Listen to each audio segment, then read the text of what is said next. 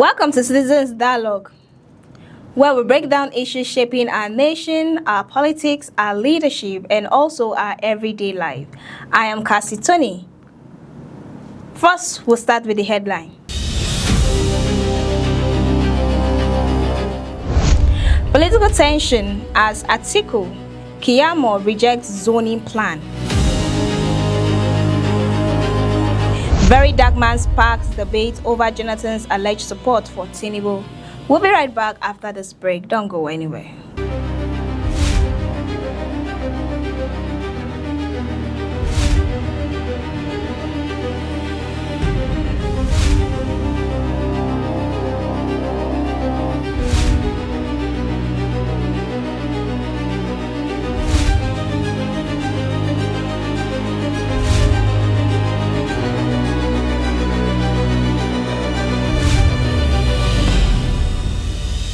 Joining us now to break down these headlines is a political analyst, Vincent Okoro. It's a pleasure to have you join us once again, Vincent Okoro. Of course, it's always my pleasure to be on with you, Kasitoni, on First Nest. And how do you feel this Thursday morning?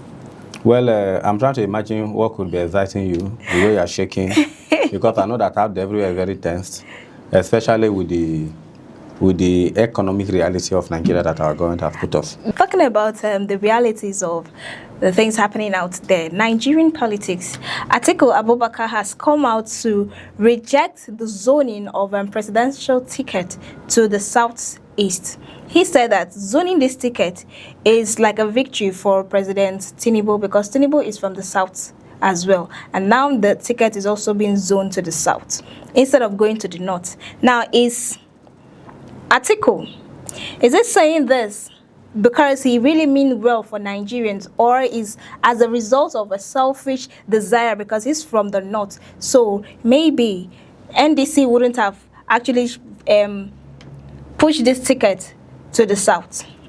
Okay, first and foremost, I would have loved us to bring Atiku to this table. Do you know why? I'm looking for the reason, what we can hold up to as a substance for why he decided to make such a comment. Then I wish Atiku can come to this table so that we can ask him question of why at this material time he decided to come up with this kind of issue of zoning. Now, ordinarily, you'll be expecting Atiku to be talking about maybe competence of the all the parties, or the parties that are coming, or the front runners that are coming for the general election in 2027. But Atiku is not talking about competence. Atiku is talking about how the ticket will be, the presidency will be zoned to the north, where incidentally, that is where it comes from. Now, I don't also understand if Atiku is expecting that if this ticket, if each party zoned the presidential ticket, their presidential ticket to the north, if they are going to adopt him, because I'm trying to wrap my head around what he is trying to say. Now, is he saying that it is a given that any candidate that comes from the south, automatically, Tinubu, the current president, is going to run over the person? Is that what he's insinuating? Yes, I heard it very well that is a walkover for Tinubu if it is between him and any candidate from the south. Then the other thing is that, is it that Atiku actually said this when he was just waking up from sleep? Why am I saying this? If we are 10 that are coming from the south, okay, let me say if we are 2 coming from the south, and it is only you coming from the north, because from last time I checked, Atiku has actually put himself forward that he is running for this presidency. Now, he has even made a very serious comment, a comment that even sounds grievous, that have we ever seen him go into primary and he lost before? Which means automatically Atiku is going to run in this election. Remember that there are some members of his party that we can categorize as very, very influential, that have left the party for him for good. Then you are not coming from the north. You are coming from the northern extraction in an election where you have two other candidates that are coming from the south. I think to me, it's supposed to be a call for celebration. But here we are. Atiku is more or less distracting us, attempting to disrupt the system, not for us to move forward, but to put us in confusion, in what I can see as statements that are simply not adding up. Well, I think it's left to be seen exactly what Atiku stand to achieve as far as this particular statement, which I can regard as being mischievous, is concerned. All right, thank you so much, Vincent. Let's look at the ruling party on double standard. Party double standard. Now, Keyamo, a sitting minister, has come out to say that NDC's presidential ticket zoning to the south is for one term. You can recall that Peter Obi, in one of his speeches, said he's going for only one term, and after his first tenure, he will come down for another president. Now, Keyamo says that the south, the NDC zoning the presidential ticket to the south is 419, is a political 419. Looking at what he just said, the APC as well, they've also zoned their presidential ticket to President Bola Ahmed Tinubu. Isn't that hypocritical for a sitting minister to make such statement? When we look at this, the position of Keyamo on the surface of it, you would think that, okay, he's looking at a situation where is the person, the government that he is loyal to, or the person that is coming, who is actually the head of government that he is loyal to, should be having a free run. He does not want a situation where he will have a challenger from the south. If any person is coming from the south, it should be someone that is a pushover. So if you look at it from the surface, I think that is where Keyamo is coming from. So basically, just like now, that is a little bit of a departure from what Atiku Abubakar, is calling our attention to. That it should be from the north and not from the south. So what Keyamo is doing, if you ask me, is just a political patronage to his paymaster. Playing to the gallery. Yes, it's to his paymaster, as a matter of fact. And then for the current president, he shouldn't be seeing such statements as welcome development. Now, he is saying that if anyone that is coming from the south is going to do one tenure. So is that supposed to be his problem? To me, that is not supposed to be his edict. That is left for Nigerians to decide, and that is also left for the candidate to decide. So it shouldn't be the edict of Keyamo. Both Keyamo and Atiku Abubakar, they have a single vote. The other ones that they can command, in addition to theirs, could be just members of his household. So every other citizen of Nigeria out there that is an eligible voter have their independent decision to make, heading to the election, heading to the polls. So wherever any candidate is coming from, of course, I don't think any person that comes from south or north, any of these people that are bringing up this particular issue are going to contribute to their buying of nomination form and their buying of tickets and all the campaign they are going to do. So I don't know if those candidates that are come from south have gone to tell Keyamo and Atiku that they need their support or their sponsorship, for them to be coming up with these kind of statements that are simply unnecessary distraction. In fact, ineffective distraction, if you will ask me.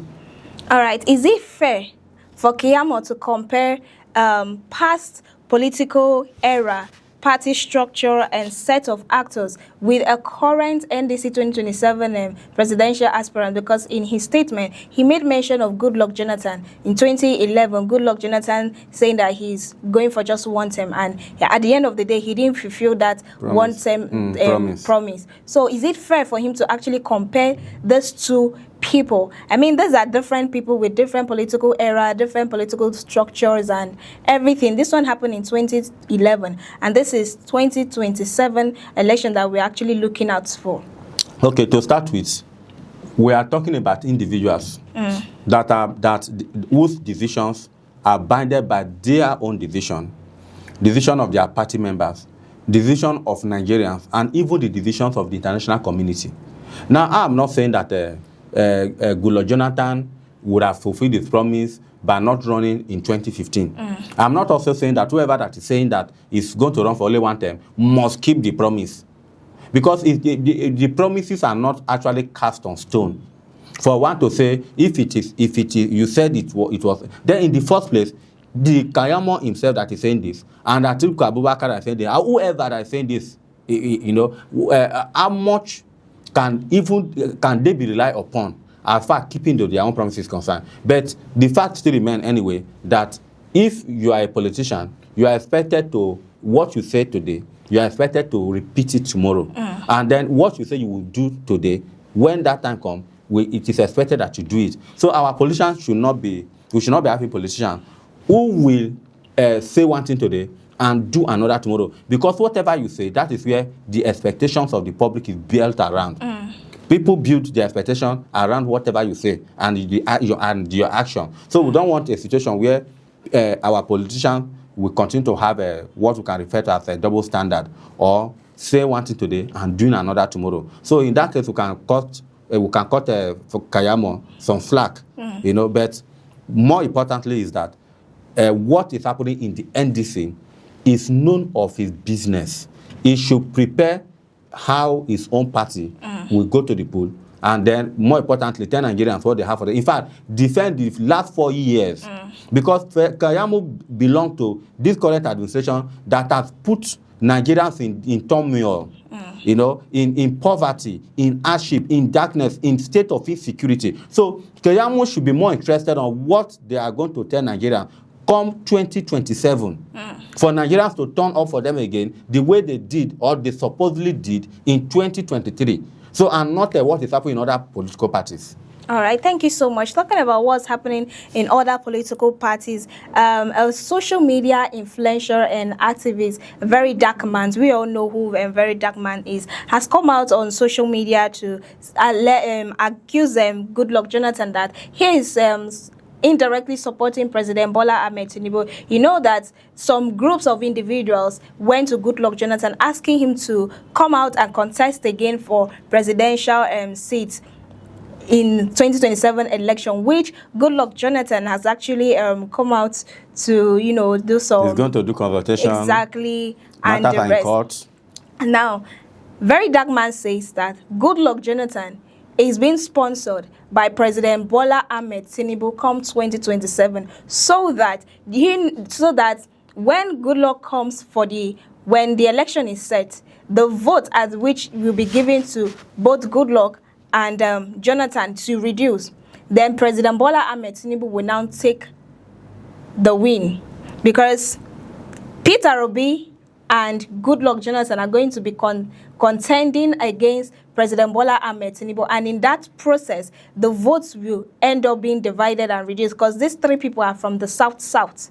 They are the Southerners. Now, is Goodluck Jonathan, is he actually backing Tinubu, judging by what VDM said? The controversial VDM. Exactly. First and foremost, I'm one of the few Nigerians, if I may put it that way, that don't take VDM seriously. In the first place, who is VDM to talk to Goodluck Jonathan, or who is VDM to talk about Goodluck Jonathan? Now, he is just coming from a controversial problem that took him to the court, in which he lost woefully to the wife of Jollof, they call him. So I am one of those people who don't take VDM seriously. Now, we are talking about the personality of Goodluck Jonathan here. And then you are telling me that Goodluck Jonathan will reduce himself to the point of passing back to work for a politician in Nigeria. Now, the only reason why we could actually look at what VDM is saying is just on the part of logic, but I doubt that he is even logical. I doubt that VDM actually reasoned logically before he made those statements. So I will try to help him, by telling Nigerians where those possibilities lies. But more importantly, remember the personality we are talking about here.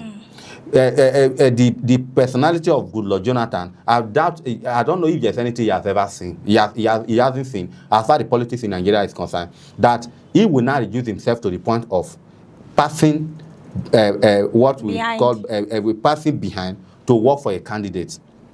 Now, the logic I'm talking about is this: if I have a soft spot for you, maybe you are coming for a particular position, I'm coming and then some other person out there is coming, and then I have a soft spot for you. Say, okay, our support base, the three of us, our support base is coming from. But I know you can't have a soft spot for me. No, I'm assuming you can, if you're a politician, Yeah. Of which I know you're already a politician, So now, if all of us have the same support base, now, if it is just two of you, it means that whatever support I have, they will queue behind. It will become divided to you and some other person. Now, by the time I'm coming out, with this plan that, okay, I'm supporting you, now the plan could be that if I come out, my support base, we tend to come towards me, and then automatically reducing your support base and his support base. Now, the calculation could be that, okay, if I'm not coming out, my support base will tend to follow the third party and not you. So if I come, then my support base now will tend to follow me, and then it will now give you a higher chance. So that is the only point where I'm seeing a kind of logic in what Mr. VDM is saying. Yeah. But looking at the character of VDM, as far as I know, he is not in position to start telling Nigerians that the former president have a plan, or he actually came directly that he's working. Yeah, he's working for Tinubu. So to me, that is an insult, and that is an insult in a society. Civilized yes, in a society where you should be coming to explain to Nigerians where he got his information. So to me, maybe it's rattle people that always queue behind him, falling over each other in comment section, or for whatever I have to tell them. Maybe those are the people he's communicating with. But to every reasonable Nigerian out there, please, you just have to ignore whatever VDM have to say. But is it actually possible for Goodluck Jonathan to actually hurt Peter Obi? These two people are actually close ally, like they are close party. But is it possible for him to hurt Peter Obi by contesting? Now, it only takes two politicians to come across each other for you to know that all these politicians, they don't actually have people that you can say, okay, this is my enemy. Now, in terms talking about hurting Peter Obi, now if as news are erupting, he has come out to say, okay, I'm going to consult with my people, including stakeholders in this case. Now, if he decides to come out, of course, there's no doubt that it will tend to reduce the chances of Obi.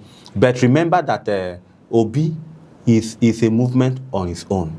Now, it is difficult for you to see anybody coming out today that because of another person, then someone that, in quotes, obedient, will now decide to fall, by the wayside and decide to follow another person. And then there's this general notion that, after 2015, when Goodluck Jonathan left it, the general notion is that, okay, this crop of politicians should give room to those who were yet to experience, and more importantly, to those that have a track record of telling Nigerians that they hold the key for this country to move forward. So, in as much as on paper, it can hurt the chances of Peter Obi, but on the other way around, it is not only Peter Obi that will be coming for this election. So whatever the decision of Goodluck Jonathan may be, heading to 2027, I think it is for him and him alone. So everybody have their support base, and then I don't see how the decision of one person will affect the support base of another. Especially for the last of Peter Obi that have organic followership. All right, thank you so much, Vincent, for your wonderful analysis. So that's it on today's edition of Citizens Dialogue. Many thanks for joining us. It is always my pleasure. Thank you for having me. And to you, our amazing viewers, I am Cassie Tony, reminding you to stay informed and stay ahead. And do well to join us next time for more breaking news across Nigeria. And do have a beautiful day.